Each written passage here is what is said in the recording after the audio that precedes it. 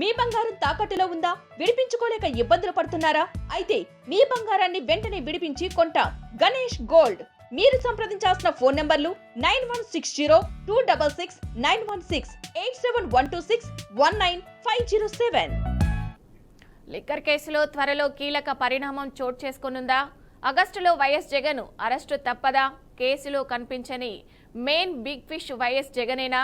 ఈ ప్రశ్నలకు అవుననే సమాధానాలు వినిపిస్తున్నాయి. లిక్కర్ కేసులో జగన్ అరెస్టు అవుతారా లేదా అనే అంశంపై మా మేనేజింగ్ డైరెక్టర్ రాజేంద్ర అందిస్తారు. జగన్ అరెస్ట్ అవుతాడా ఆగస్టులో? చాలా క్లిష్టమైనటువంటి ప్రశ్న ఇది. జగన్ సామాన్యుడేం కాదు, మాజీ ముఖ్యమంత్రి, అలాగే బలమైనటువంటి నాయకుడు. వైసీపీ పార్టీలో ఏక నిర్ణయం తీసుకోగలిగినటువంటి కెపాసిటీ ఉన్న నాయకుడు ఆయన. ఆ పార్టీని మొత్తం తనే నడిపిస్తున్నటువంటి విధానంలో కోర్స్ ఆయన నియంతని కొంతమంది అంటారు, కానీ అత్యంత సన్నిహితమైనటువంటి సంబంధాలు ఉంటాయి నాయకులందరితో అని మరికొందరు అంటారు. What ever it may be. But ఇవాళ టాపిక్ ముఖ్యంగా ఆగస్టులో ఈయన అరెస్టు కాబోతున్నాడు అన్న దాంట్లో సత్యమెంత, నిజమెంత, అవకాశం ఎంత, దీని మీద ఆలోచించాలి. దేని మీద అరెస్టు కాబోతున్నాడు? లిక్కర్ కుంభకోణం మీద అన్నది ప్రధానమైనటువంటి ఆరోపణ.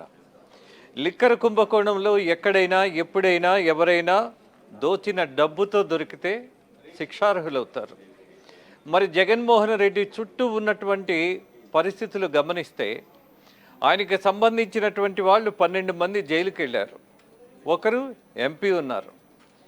ఇక ఇవాళ ఆయన అనుచరులుగా మారినటువంటి కొంతమంది నామినేటెడ్గా డెప్యుటేషన్ మీద ఇలా వచ్చినటువంటి వాళ్ళందరూ దోచేయడానికి ఆయన తీసుకున్నటువంటి నిర్ణయాలలో ప్రధాన పాత్రధారులే అన్నటువంటి వాదన వినిపిస్తోంది. ఫైన్. ఇక్కడ కొంతమంది వాదన చేస్తున్నారు, అప్రూవర్గా వాసుదేవరెడ్డి లాంటి వాళ్ళు మారితే నిజమే.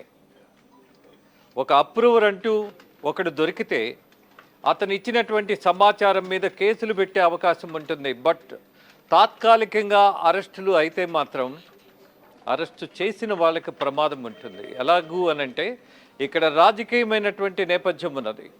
ప్రధానమైనటువంటి ప్రాబ్లం కూడా అదే అవుతుంది. చంద్రబాబుని జైల్లో పెట్టారు కాబట్టి ఇవాళ జగన్మోహన్ రెడ్డిని మళ్ళీ జైలుకు పంపించారు అన్నటువంటి వాదన బలపడకూడదు అని అంటే బెయిల్ రాని సాక్ష్యాలతోటి, బెయిల్ రాకూడనటువంటి పరిస్థితుల్లో అరెస్టులు ఉండాలి, ఆధారాలు ఉండాలి. మరి న్యాయ నిపుణులు చెబుతున్నటువంటి కొన్ని వివరాలు మనం గమనిస్తే మరి ఈయన దగ్గర డబ్బు దొరికిందా, ఈయన అనుచరుల మీద దొరికింది, అలాగే ఈ అనుచరులు పూర్తిగా ఈ పథకాన్ని మోస్ట్ సక్సెస్ఫుల్గా నడిపారు అన్నది ఇవాళ సిట్ ఇస్తున్నటువంటి నివేదిక. మరి ఆ నివేదికలో భాగంగా జగన్మోహన్ రెడ్డి ఆగస్టులో అరెస్ట్ అవుతాడా అని అంటే అది సాధ్యమా అంటే అరెస్ట్ అనేది పెద్ద సమస్య కాదు, చేసేయచ్చు.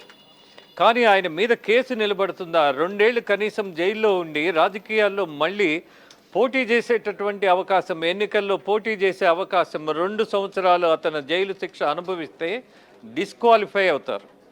ఆ అవకాశం ఉన్నప్పుడే ఇవాళ కూటమి ప్రభుత్వం ఆ నిర్ణయం తీసుకోగలిగితే ఎస్, ఒక రాజకీయ ప్రయోజనం ఉంటుంది.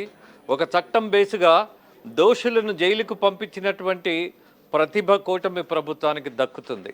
నిజమే. మరి ఇది సాధ్యమా? ఫైన్. అప్రూవర్గా మారితే అరెస్టు చేయొచ్చు అన్నారు. ఎగ్జాంపుల్గా మనము బాబాయ్ హత్య కేసే తీసుకుందాం. వివేకానంద రెడ్డి ఇవాళ రాష్ట్రం మొత్తానికి బాబాయ్ అయిపోయారు హత్య మూలంగా. జగన్మోహన్ రెడ్డికి బాబాయో కాదో తర్వాత, బట్ రాష్ట్రానికి మాత్రం ఆయన బాబాయ్ అయిపోయారు. అందుకే ఏదైనా వివేకానంద రెడ్డి విషయం మాట్లాడబోతే ఎవరికైనా ముందు బాబాయ్ హత్య కేసు అనే వస్తుంది. ఇక్కడ బాబాయ్ హత్య కేసులో జగన్మోహన్ రెడ్డి సొంత బాబాయ్ హత్య కేసులో దత్తగిరి అప్రూవర్గా మారారు. మరేమైంది? దోషులుగా ఉన్న వాళ్ళని జైలుకు పంపించగలిగారా? అవినాష్ రెడ్డి పరిస్థితి ఏంటి?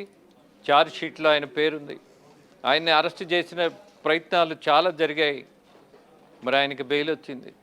మరి అప్రూవర్గా మారినటువంటి దస్తగిరి ఇచ్చినటువంటి స్టేట్మెంట్స్లో అనేక మంది పేర్లు ఉన్నప్పుడు వాళ్ళందరికీ శిక్ష పడే అవకాశం, పరిస్థితి ఉందా లేదా అని ప్రశ్నించుకుంటే ఇవాళ న్యాయ వ్యవస్థలో ఉండేటటువంటి చిన్న చిన్న లోపాలు, అవి టెక్నికల్ కావచ్చు, ఏదైనా కావచ్చు, దాని నుంచి తప్పించుకునేటటువంటి మార్గాలు స్టిల్ ఇవాళ ఇబ్బంది పెడుతున్నాయి నిజమైనటువంటి న్యాయ కోవిదులను అలాగే న్యాయవాదులను దాంతోపాటు సమాజంలో ఉన్నటువంటి సామాన్యులందరినీ ఇబ్బంది పెడుతున్నాయి, భయపెడుతున్నాయి, ఒక అయోమయానికి గురి చేస్తున్నాయి. ఇన్ని కేసులుండి కోట్లు దోచేశావని జగన్మోహన్ రెడ్డి మీద కేసులు ఉన్నా సరే ఆయన ముఖ్యమంత్రి అయ్యాడు. కారణాల జోలికి వెళ్ళను, బట్ ఇక్కడ దీనికి సంబంధించి అప్రూవర్గా వాసుదేవరెడ్డి మారితే జగన్ అరెస్టు సాధ్యం, నిజమే సాధ్యం. కానీ ఆ తర్వాత ఏమిటి? ఆ తర్వాత జరిగేటటువంటి పరిణామాలు ఏంటి?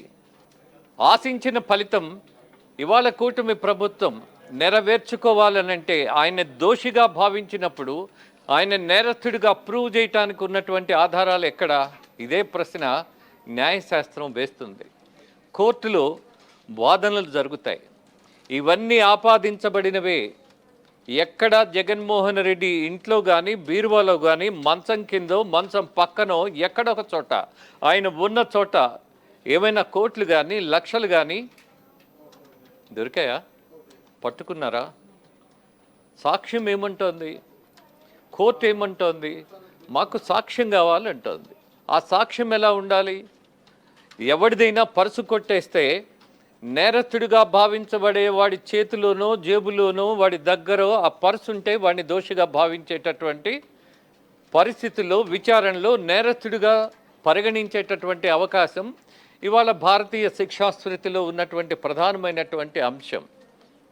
జగన్మోహన్ రెడ్డి లిక్కర్ స్కామ్లో వచ్చినటువంటి డబ్బులే ఎన్నికల్లో పంచాడు, ఫైన్ పంచుండొచ్చేమో, కానీ మీ దగ్గర ఆధారాలు ఎక్కడ? ఆరోపణలతో కోర్టులో సరిపోతాయా? ఇవాళ రాజకీయ ప్రయోజనం సాధించాలి అని అంటే వైసీపీ నాయకులందరూ సిద్ధపడిపోయారు. ఎస్, మేము రెడీ, మీరు అరెస్టు చేస్తానంటే మేమే ఎదురొస్తాము అని. ఇటీవల మీడియా వాళ్ళు కూడా చాలామంది ఒక నాయకుడు బందరుకు సంబంధించినటువంటి నాని అన్నటువంటి మాజీ మంత్రి గురించి మాట్లాడారు, ఈయన పారిపోయారు అని. మరి అదే నిజమైతే ఇవాళ ఆయన వచ్చి ప్రెస్ మీట్ పెట్టాడు. తొందరపడుతున్నామా? మంది కానిది జనం మీద రుద్దేస్తున్నామా మనకు తెలిసినట్టుగా? ఇవన్నీ ప్రశ్నార్థకాలే. అలాగే సోషల్ మీడియాలో కొంతమంది పోస్టులు కూడా పెడుతున్నారు. జగన్మోహన్ రెడ్డి ఆయన కుటుంబంతో కలిసి గవర్నర్ని కలిశారు. ఫైన్, అది ఆయన హక్కు, కలవడం తప్పు కాదు. కానీ థంబ్నెయిల్స్లో పెడతారు చీకొట్టిన గవర్నర్ అని. How do you know about that? మనకి ఇష్టం లేనంత మాత్రాన ఇక్కడ వ్యక్తిగత ఇష్టాలు కాదు వార్తల్లో రాయాల్సింది, చెప్పాల్సింది, చూయించాల్సింది ఉన్న వాస్తవాన్ని, ఒక లాజిక్ను. ఎలా పడితే అలా థంబ్నెయిల్స్, ఎవరి మీద పడితే అలా. ఇది రాజకీయానికి తగినటువంటి వ్యవహారం. ఇది జర్నలిజానికి ఏ సంబంధం లేనటువంటి వ్యాపారం. ఈ వార్తలన్నిటినీ చూసి జనం ఎప్పుడు ఆవేశపడక్కర్లా, అపార్థం చేసుకోవాల్సిన అవసరం అసలక్కర్లా. అలాగే మీకున్నటువంటి విచక్షణతో మీరు మాత్రమే వార్తలని అర్థం చేసుకోగలిగేటటువంటి పరిస్థితిలో ఉండాల్సిన అవసరం ఉందని నేను భావిస్తున్నా. అందుకే మిమ్మల్ని అభ్యర్థిస్తున్నా, ఏ వార్త పడితే ఆ వార్త, ఏ వాదన పడితే ఆ వాదన, దానికి ఉన్నటువంటి నేపథ్యం ఏంటి అన్నది ఖచ్చితంగా ఆలోచించాల్సిన పరిస్థితిలో జనం ఫోర్సుబుల్గా ఇబ్బందికరంగా ఉన్నారు. 10 పత్రికలు తీసుకుంటే 10 రకాల వార్తలు, మరి దేన్ని నమ్మాలి? 10 ఛానళ్ళు చూస్తే 100 రకాల బూతులు, దేన్ని నమ్మాలి? అంటే ఇక్కడ మన విచక్షణ మాత్రమే, దాన్ని బేస్ చేసుకునే నమ్మాలి. అలాగే జగన్మోహన్ రెడ్డి అరెస్ట్ అవుతాడా లేదా? ఫైన్, ఆయన మాజీ ముఖ్యమంత్రి కాబట్టి there is some importance is there. Fine, ఇచ్చే వార్తల్లో ఒక నిబద్ధతతో కూడిన వార్తలను ఇద్దామని ఆ ప్రయత్నం చేయమని అడుగుతున్నా. అది చేయనప్పుడు మీరు చేసేది నీచమైనటువంటి, మనం అంటాం కదా రాజకీయ వ్యభిచారం అని, దీన్ని కూడా మీడియా వ్యభిచారం అనే అంటారు. మీ దగ్గర ఆధారాలు ఉంటే, మీకున్నటువంటి లాజిక్ నిజమని మీరు నమ్మితే యూ కెన్. బట్ మన థంబ్నెయిల్స్ పెట్టేప్పుడు ఒళ్ళు దగ్గర పెట్టుకొని పెట్టాలి. జనం విఘ్నులు, జనం గొర్రెలు కాదు. అందుకే అంటున్నా, ఇచ్చేటటువంటి వార్తలను అలాగే ఇద్దాం, నిఖార్సైనటువంటి వార్తలను ఇచ్చే ప్రయత్నం చేద్దాం. జర్నలిజం యొక్క పరువు తీయద్దు. జగన్మోహన్ రెడ్డి అరెస్ట్ అవుతాడా లేదా అన్న లాజిక్ ఏదున్నా చెప్పండి. అలాగే సాక్ష్యాధారాలు ఉంటే జగన్మోహన్ రెడ్డిని తీసుకొని వెళ్ళి జైల్లో పెట్టండి. ఆయన మళ్ళీ రాజకీయాల్లోకి రాకూడదు అని అంటే, అలాంటి నేరాల్లో ఉంటే ఖచ్చితంగా రాజకీయాల్లో రాకుండా అడ్డుపడండి. జనం హర్షిస్తారు. అదే కోరుకుంటున్నారు. ఎస్, జగన్మోహన్ రెడ్డి నిందితుడైతే ప్రూవ్ చేసి శిక్ష వేయమని ప్రజలు కోరుకుంటున్నారు. అలాగే మీరు నిఖార్సైనటువంటి రాజకీయం గత 5 సంవత్సరాలలో చేసుంటే జస్ట్ మీరు ముందుకొచ్చి మీకున్నటువంటి వాదనను వినిపించండి, బూతులను కాదు. మళ్ళీ రిపీటెడ్గా బూతులు బూతులు బూతులు వద్దు. రోజా, అలాగే ఆ పార్టీకి సంబంధించినటువంటి నాయకులు అనేక మంది ఉన్నారు. వాళ్ళ పేర్లు అన్నీ చెప్పలేను కానీ, చెప్పడం ఇష్టం లేదు కానీ, but this is not the way. రాజకీయాన్ని కొద్దిగా పవిత్రంగా ఉంచండి, పద్ధతిగా మాట్లాడండి.